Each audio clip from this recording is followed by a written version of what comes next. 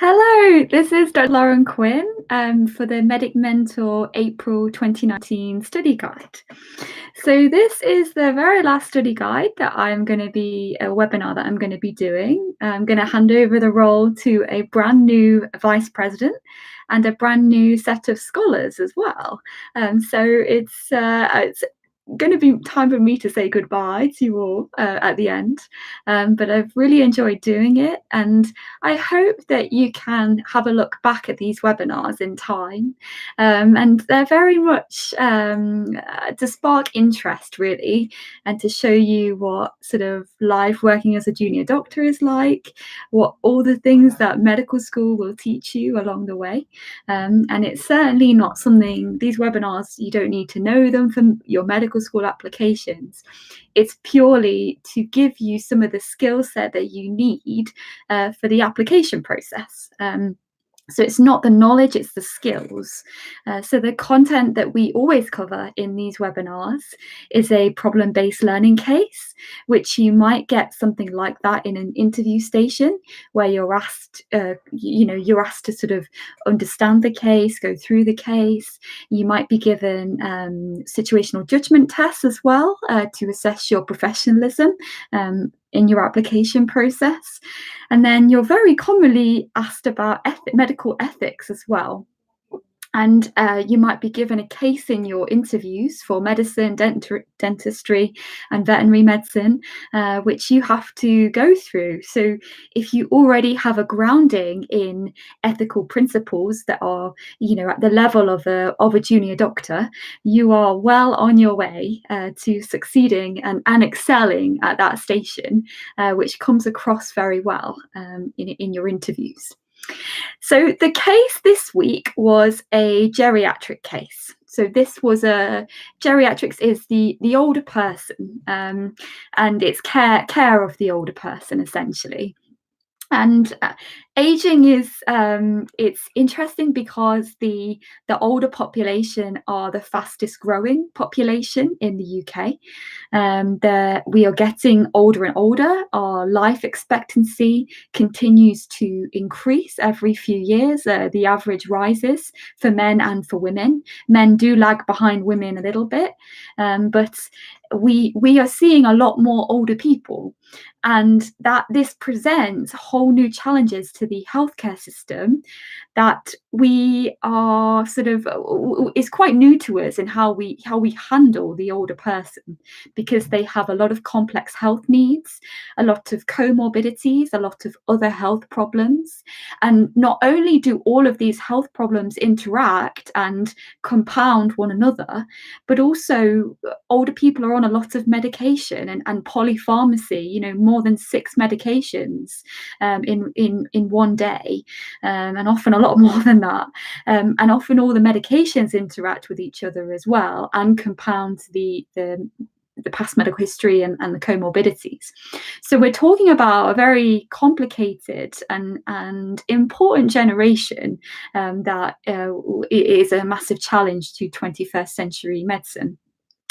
So this case was about a lady who essentially was she had a massive stroke in the end, and in the run up to that stroke she had multiple transient ischemic attacks.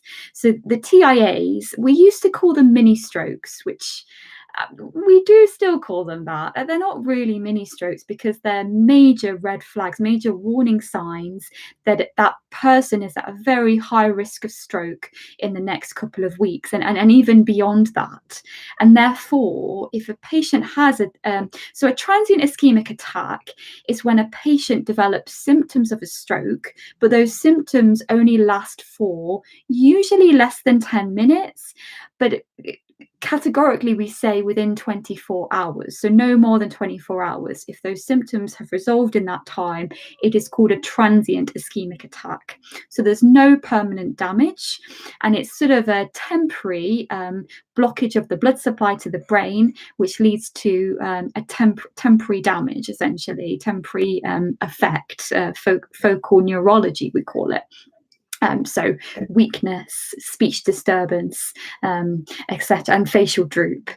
So that's your transient ischemic attack. And this lady was having multiple episodes like that. And then, because none of those episodes were addressed by a health professional, she then went on to have a major stroke at home. And a major stroke, so historically it lasts more than 24 hours. But in real life clinical practice, because it's very difficult to distinguish between TIAs and strokes, if a patient comes in with symptoms lasting sort of, an hour or so, we will treat it as if it is a stroke, and we will give them the maximal treatment and therapy for a stroke, because it's not worth the risk, because those symptoms may not resolve, and that's when you have a stroke. Now, strokes essentially are lack of blood supply to the brain. There are two main types of stroke. There's ischemic and there is hemorrhagic. So ischemic strokes, by that we mean there's a blockage in the blood supply, in the pipework, if you like, which leads to a penumbra, an area of the brain that it lacks blood supply, that you get sort of buildup of toxins, and therefore that part of the brain cannot work appropriately, and that's why we see negative effects with a stroke. You can't move your arm or your leg, or your face droops, or your speech goes funny, or you can't swallow, and that's essentially that's a very classical ischemic stroke, so a blockage. The other type of stroke is a hemorrhagic stroke. So this is when you get a bleed in the tissue of the brain that often leads to pressure effects. So remember, the brain is a tissue in a very hard case, which is your skull.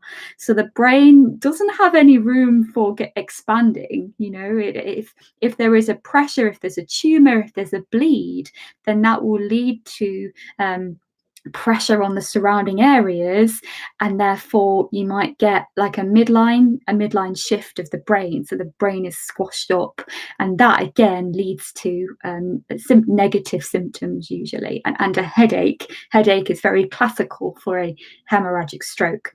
So that's what this case was all about. It's all about strokes, and strokes are common in the UK.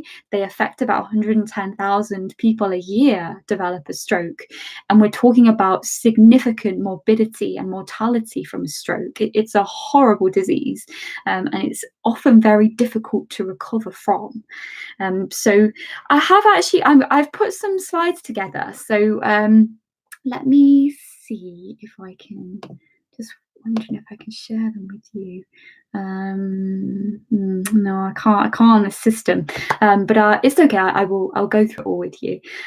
So in terms of the questions that we had in the problem-based learning case that you had this week, so one of the first questions was about frailty and what actually is frailty. Now, frailty is characteristic of the older person, and it basically describes an entity where, as we get older, we have much less reserve. So whereas you or me, if we develop an infection or have a trauma or whatever, yes, it will knock us back a bit, but we will bounce back quite quickly because we're young, because we have that reserve.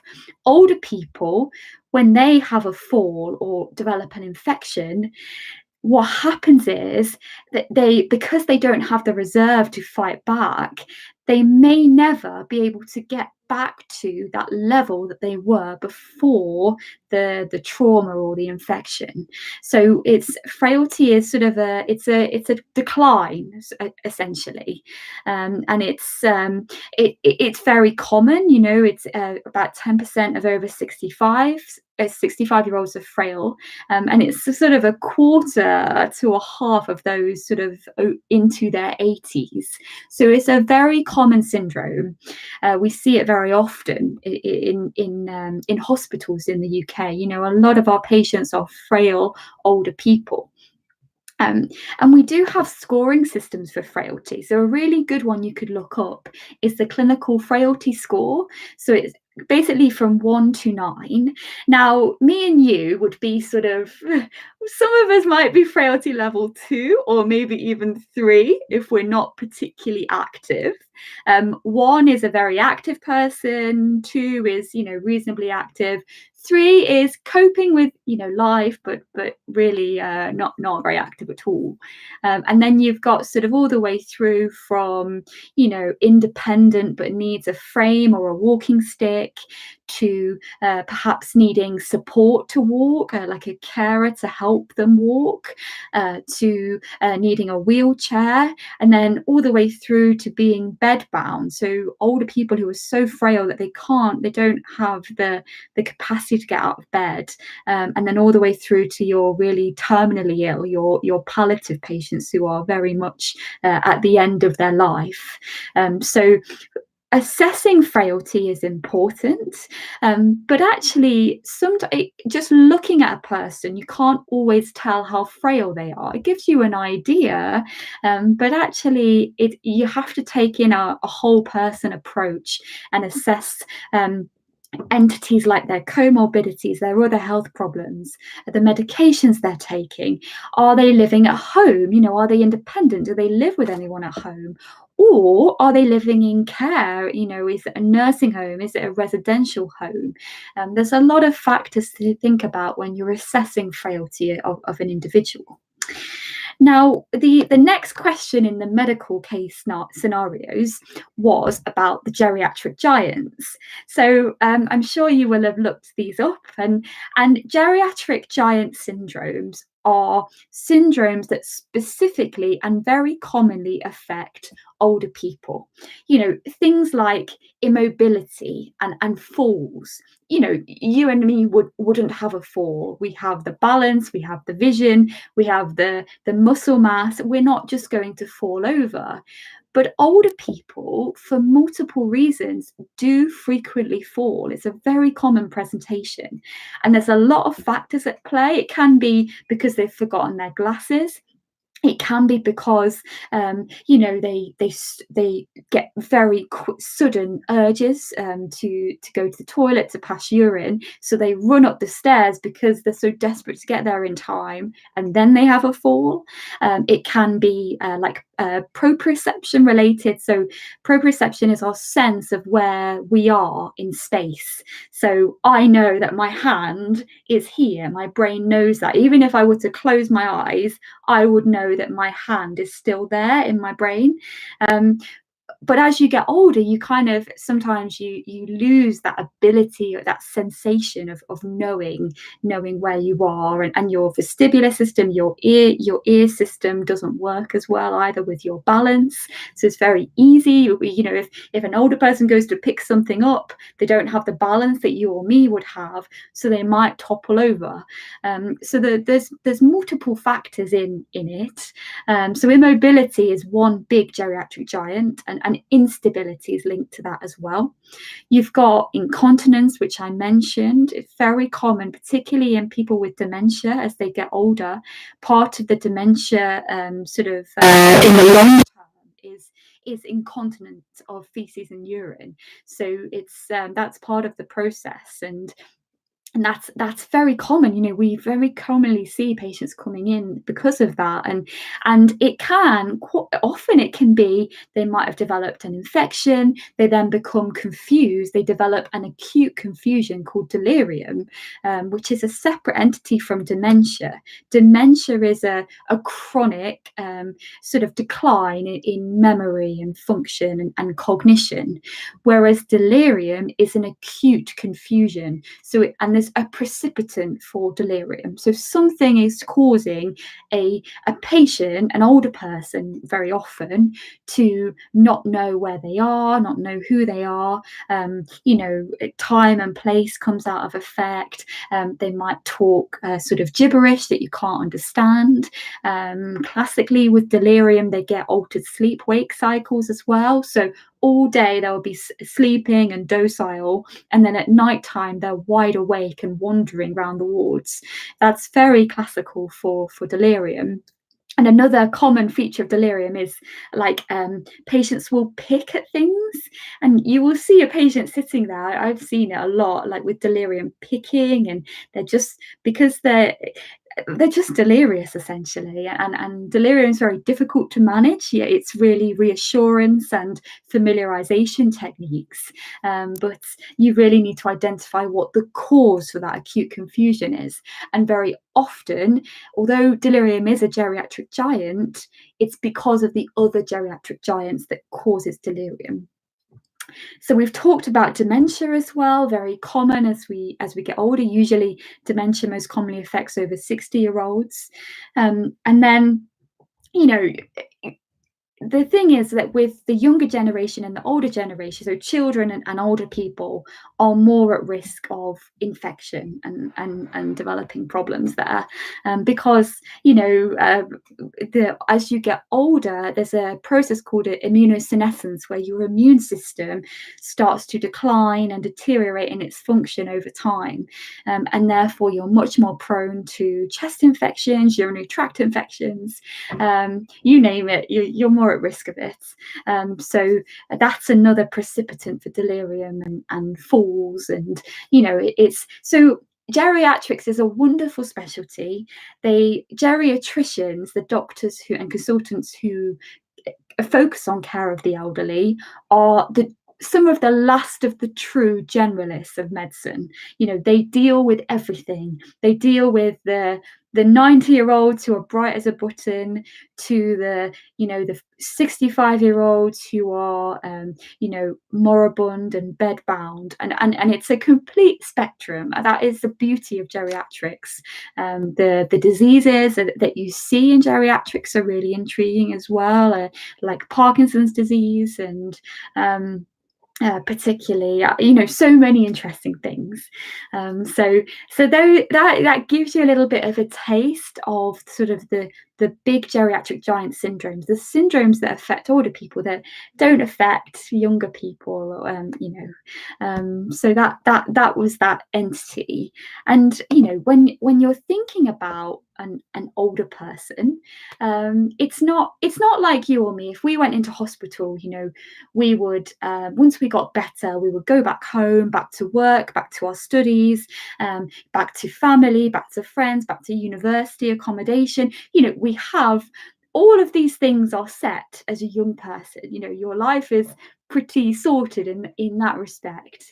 But imagine an older person who might come into hospital because maybe they've been a little bit below the radar. They've not been coping at home.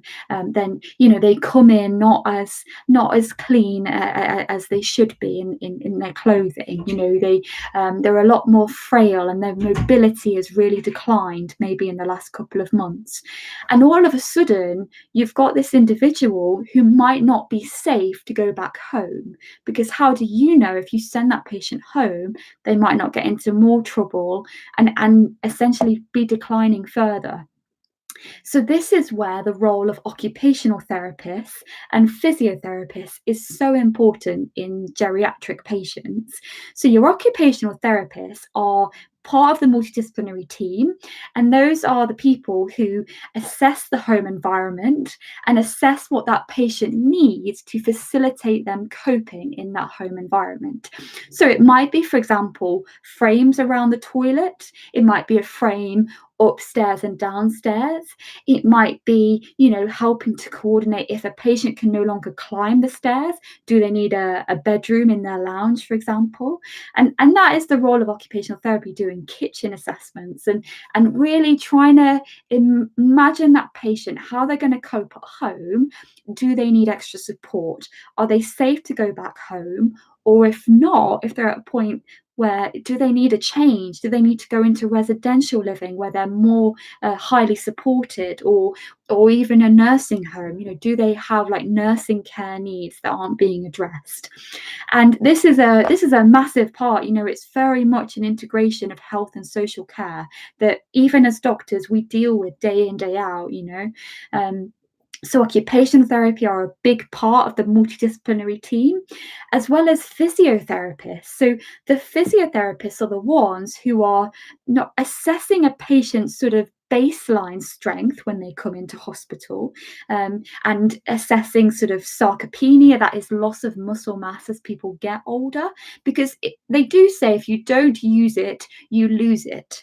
And what happens is patients deteriorate, they start not climbing the stairs, their hip muscles start to deteriorate and become a lot weaker. And then all of a sudden, once they can't climb the stairs, they're then so weak that they can't get out of a chair. And it's very much unfortunately a downhill slope if you don't use it as much as you can. So the physiotherapist, it is their role to teach patients how to sort of not exercise but mobilize safely. If, for example, patients on antihypertensive medication, blood pressure lowering medication, very commonly experience postural hypotension. So when they go to stand up, they get a dizzy episode, which can lead to a fall. It's not uncommon that we see this. And not always a fall, sometimes just dizziness. So it's about retraining patients and saying, okay, so if you want to go and get up out of a chair, you need to sit on the edge of the chair, slowly get up, hover over the chair for a minute or so, and then go on your way. Because whereas for me and you, we could just get out of a chair and we wouldn't have any problem. For the older person, it's not quite that simple. And actually, it sounds very simple trying to retrain but you're actually trying to get people out of habits of a lifetime. Telling somebody that they can't just get out of chair actually takes a lot of support, a lot of retraining, and a lot of time, really, and reinforcement. So the physiotherapists, the occupational therapists, are so important in the role of geriatric care and care of elderly people, or older persons, I should say. Whenever an older person comes into hospital, they should all have a comprehensive geriatric assessment. This is like a gold standard, and it's very heavily sort of promoted by the British Geriatric Society, which is an excellent resource for geriatrics. And essentially, when you're doing a comprehensive assessment, you are taking into account that whole individual, a very holistic approach. So not just the problem they've come in with, but their other health problems. Are they well managed? What medications are they on? Are those medications exacerbating their presentation? So very commonly we put people on to anticholinergic medications, which leads to problems with passing urine, problems with confusion, problems with mobility. And sometimes you need to do a medication review where you look at what a patient is on and decide, is that really necessary? Is that actually having more of an adverse effect on that patient? And can we stop it? So we've got medications is an important one. Nutritional assessment. The number of older people who aren't coping at home, aren't eating properly. They live on a tea and toast diet, which is it's the least nutritious diet you could possibly have. But it's very commonly acknowledged that older people are not nutritionally well. And actually that is, I think, better dealt with in residential and nursing homes, perhaps. But if you lose that ability to cook, then you need support with nutrition and to make sure that you're not losing weight. The other parts then are the functional assessments of how they're coping at home, psychological assessment, memory impairment, picking up on dementia early on, and then environmental changes. That's things like safety at home. So these are all incredibly important factors in your care of an elderly person. And every older person, you should be thinking about these things when they come into hospital.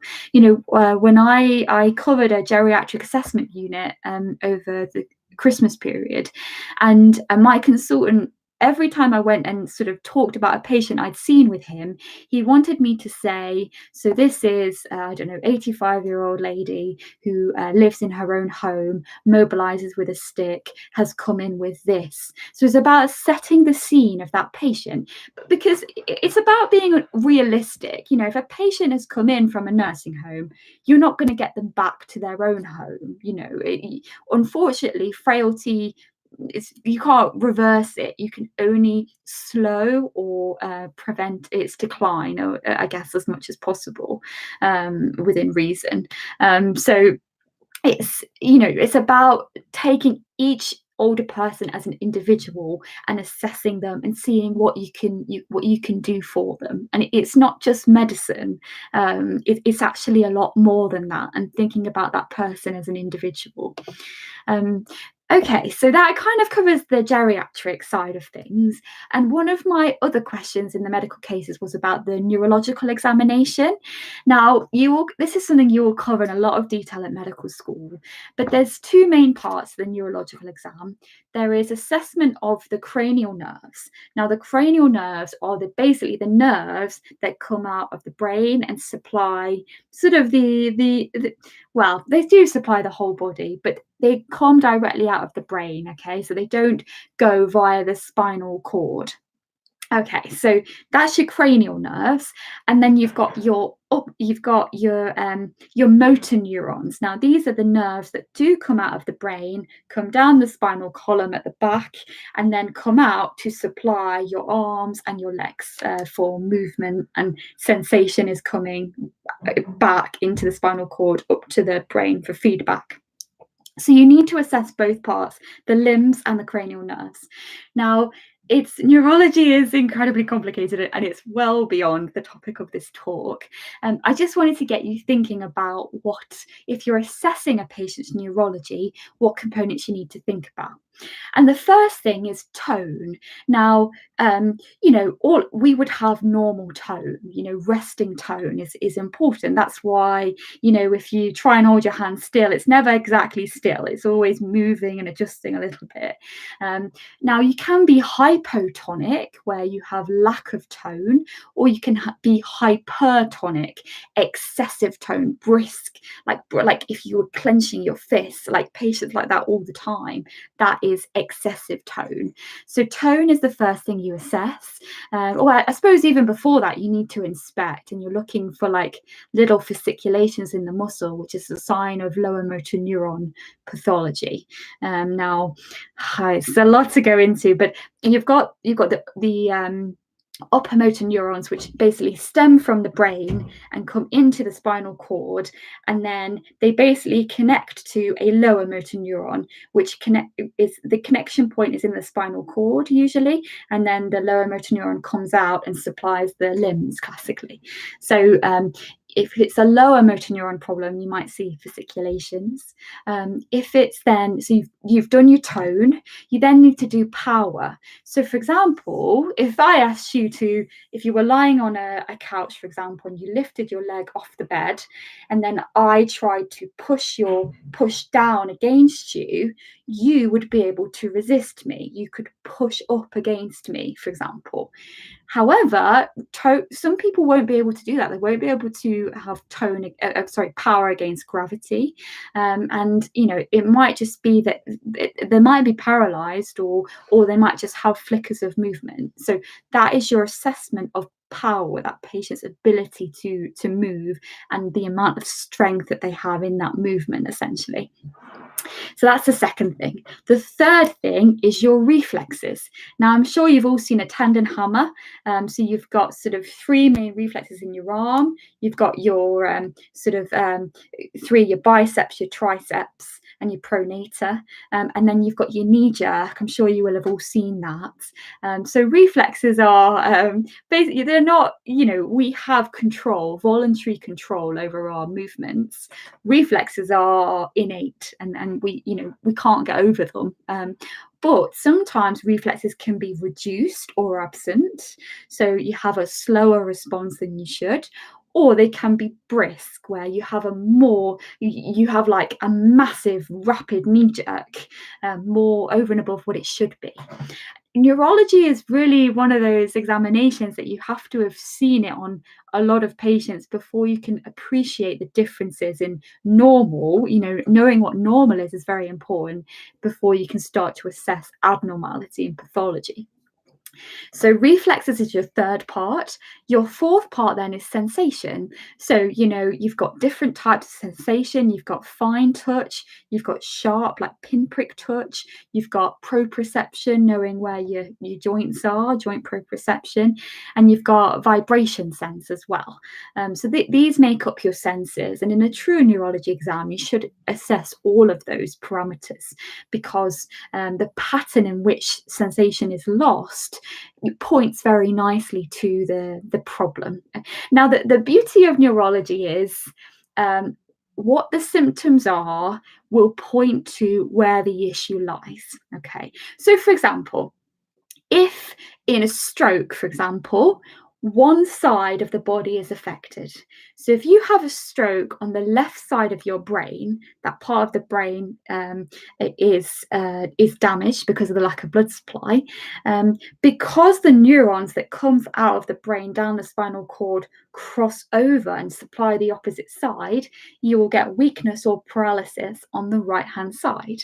So if you have that pattern of neurology abnormality, you know that it's a central cause for the pathology. There's either a tumor potentially or a stroke, for example, or something else.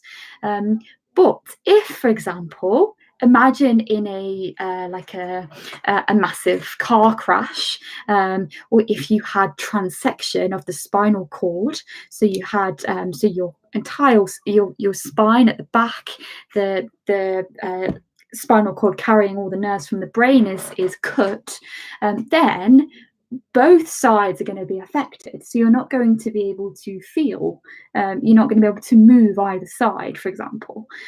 So it's it's very much pattern recognition as to where the pathology lies in neurology is what you're thinking about. Is it peripheral? Okay, is it the peripheral nerves? Is it the muscle? Is it the lower motor neurons? Is it the upper motor neurons? Is it in the brain? That's always where you're trying to localize the problem. Okay, so we've got so our fourth part we said was sensation, and then the fifth part is about coordination. So, for example, if I was to ask you to put your nose to your finger, you can see I can do that very quickly without even thinking about it. And then you do it on the other side as well. That's a form of coordination, telling me that my cerebellum is intact, that the cerebellum, the part of the brain that controls coordination principally.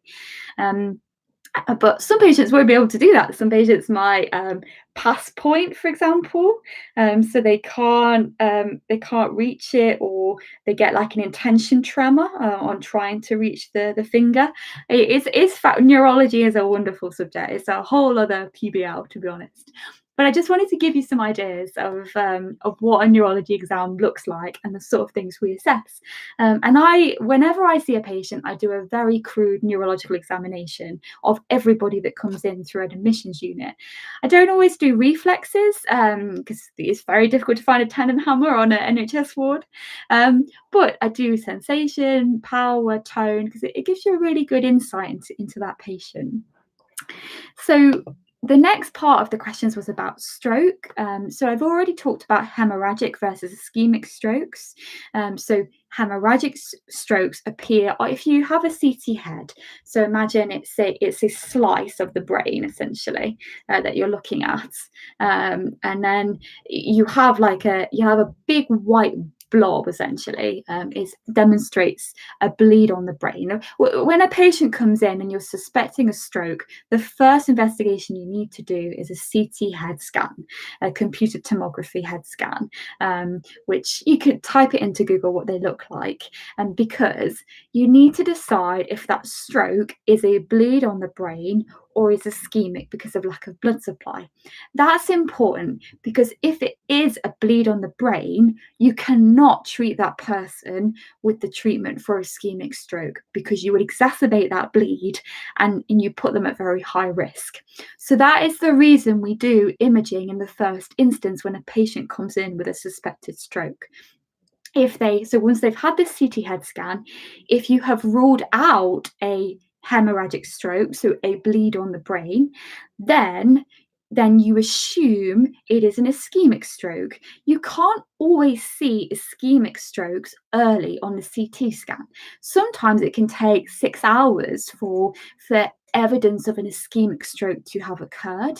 But if it is a true stroke, within like weeks, you will start to see evidence of that stroke on a CT head scan. So, if a patient comes in, they've had a CT head scan, it doesn't show a bleed, you're suspecting it's an ischemic